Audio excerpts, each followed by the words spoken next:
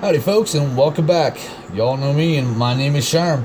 And today, on this edition of Whatever or Whatnot, we're going to be waxing cheese.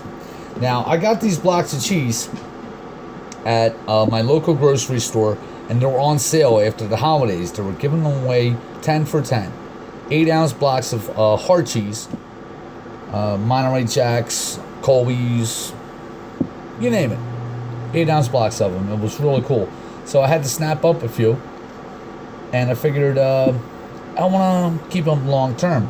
So by waxing them with the cheese wax, it does prolong the life of them, and anywhere upwards of like 25 years. This is the product I used as the cheese wax. These guys right here.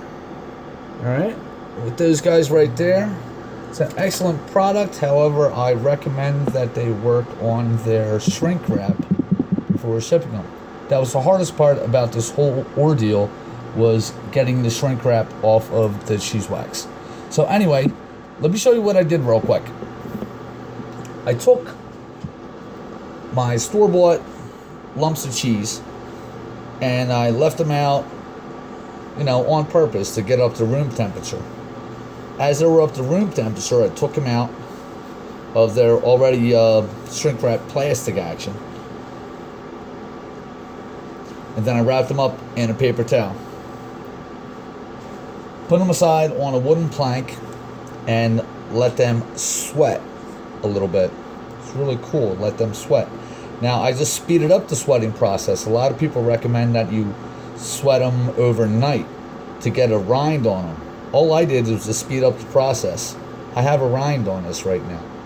Right? It's not dry, it's not cracked. If you wait too long, when you sweat them out in the open, they will crack, and it kind of absorbs too much wax, makes things a little messy. So, my first initial bath with this is going to be in my wax at a temperature of 230 degrees Fahrenheit. All right, by doing this at 230 degrees Fahrenheit, I immediately kill any pathogens, fungus, anything that's on there. At 230, everything dies. So I put this on 230 initially when I'm dunking the cheese. It's a good idea to have a whole bunch of blocks set up ready for your dunking process. Really helps you along, really speeds up the whole process.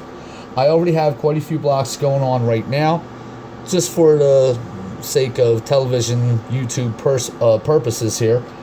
We're trying to keep this down to about a 5-minute video, all right, so you don't get bored of me too much.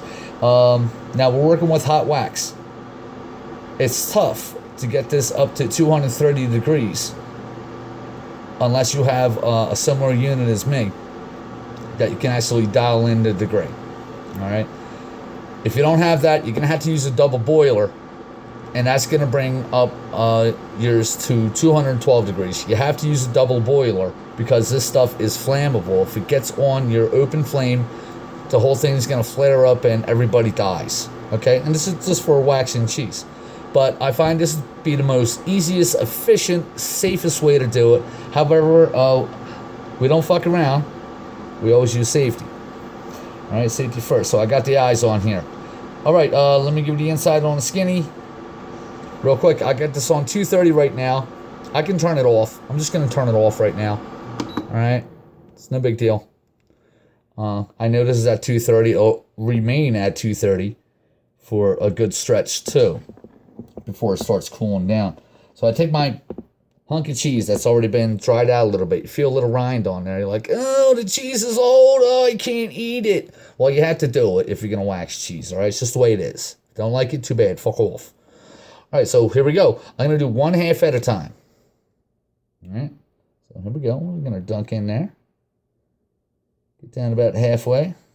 Bring it out. Get off the little bits here. And I'm going to place this on parchment paper. All right. Now, I told you, I already have a whole bunch set up ready to go. So I'm going to go ahead and just keep rocking and rolling here. It's okay to keep this up at 230. I got to do the other side of that last block at 2:30, but I can still dunk my pieces here real quick. Now you're gonna dunk around 3 or 4 times. All right, that's what you're gonna do. You want to go down to about halfway, bring it up, put it on your parchment paper, move on to the next piece. All right, dunk about halfway, bring it up, parchment paper. It's a real simple, easy process. So once you get rocking and rolling, things work out really quick for you. A little extra wax on there. All right, nothing wrong with that. Okay. Yeah. Now I work with the cheese soft. You actually feel the cheese get soft on you when you're dunking it into the wax here. All right, now this one is cooked at 2:30. All right, I'm not worried about any fungus, any mold, mildew, anything like that. It is now sealed. But now what you want to do is really seal it. And you want to do this 3 times. Dunk each side, with your parchment paper, blah, blah, blah, It's not rocket science. It's not brain surgery. All right. But what's going to happen after your third dunk, you're going to want to label it. All right. Now, I'm using the clear wax, cheese wax, that is available anywhere, Amazon is probably your best bet. But you're going to want to label it, even though it's clear. A lot of cheese wax comes in different colors, like red, black. I don't know. I think I saw one in green, too. But you can't tell what kind of cheese it is, so I opted for the clear version. But even though I have the clear version, you still can't tell what the fuck is going on. So what I did, I went to the dollar store, right? And I got me these foamy dollar store things. Okay? Take this. You can tell it's already been used, especially for this. All right? You're going to have to only use one pot when you're melting wax, too. There's no way you're going to be able to cook food out of this thing ever again. It's just not going to be the same. All right? So after your third dip, right, you're like, oh, I'm going to want to label this. I'm going to be, yo, what the fuck's up? How am I going to know what cheese I got? Cut off the little thing that came with the cheese that you bought that was only $1 at the store. Just cut off the label. All right? And for example, that last dip was the Munster cheese. All right, so that's what I'm going to be doing with the Munster cheese. But I'm going to use this Colby one that I did, I don't know, months back. I don't know. So, after your third dip, you just take a shit. You go like this. Place it any way you want. It'll stay there pretty good. Dip your brush in there. And then just go like that. Alright, it's going to stick to it. It's going to stick to it very well. After it's done sticking on there, you just brush it on both sides. Go ahead and dip it for your 4th and final time. Let everything dry out as normal.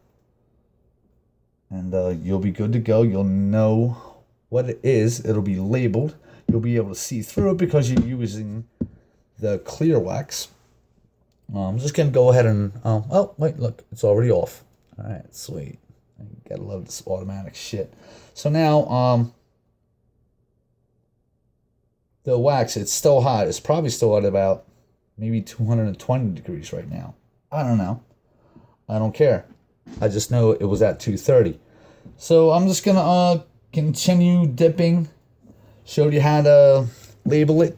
You can always date it too. But if you do it right the first time, with, I like to lovingly call it fizz it, by putting it in at 230 degrees with your wax. Now, if you're not able to get up to 230 degrees, then you're using a double boiler, you need to brine it with a salt and water solution. It's like, I don't know, a quart of salt 2 tablespoons of salt. All right, I'm sorry. A quart of water, 2 tablespoons salt. Mix that up. That's your brine. Just brush it on there. That'll help prevent any mold, mildew, whatever, or whatnot. All right, I hope this was another wasted 5 minutes of your time. And please check it out. Subscribe, like, share. Okay, if I don't see you soon, I'll see you later. Thanks again.